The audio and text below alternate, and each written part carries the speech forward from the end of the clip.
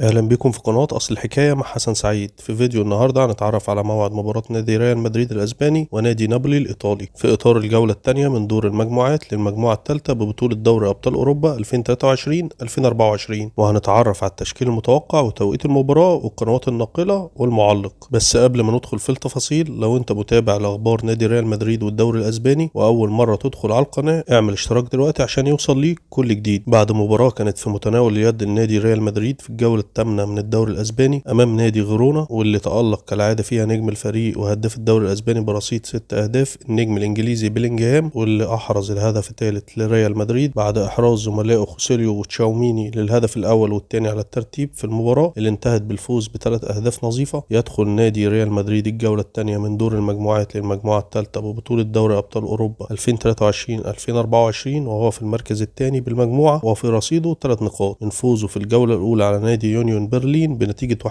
ويستقبل ملعب دييجو أرماندو مارادونا معقل نادي نابولي مباراة نادي ريال مدريد ونابولي في يوم الثلاثاء 13/10/2023، ويحتل نادي نابولي المركز الأول بالمجموعة، وده بسبب فارق الأهداف مع نادي ريال مدريد، وده بعد فوزه في الجولة الأولى على نادي براغا البرتغالي بنتيجة 2-1. أما عن التشكيل المتوقع للمباراة فتأكد غياب ديفيد ألابا بسبب الإصابة اللي بيعاني منها، والتشكيل المتوقع كالآتي: في حراسة المرمى كيبا، في خط الدفاع كارفاخال، أنطونيو روديجر، ناتشو، كامافينجا، في خط الوسط لوكا مودريتش، تشاوميني، فالفيردي، في خط الهجوم رودريجو، بيلينجهام، فينيسيوس جونيور. أما عن توقيت المباراة فستقام المباراة في تمام الساعة 10 مساء بتوقيت مصر والسعودية، وفي تمام الساعة 11 مساء بتوقيت الإمارات وعمان، وفي تمام الساعة 9 مساء بتوقيت ليبيا والسودان، وفي تمام الساعة 8 مساء بتوقيت تونس والجزائر والمغرب. أما عن القنوات الناقلة للمباراة فستنقل المباراة عبر شبكة بين سبورتس القطرية على قناة بين سبورتس HT1. أما عن معلق المباراة فأسند التعليق للمعلق الكبير حفيظ دراجي. كده وصلنا للنهاية، يا ريت تدعمونا بلايك للفيديو والاشتراك في القناة عشان يوصل ليكم كل جديد. كان معكم حسن سعيد.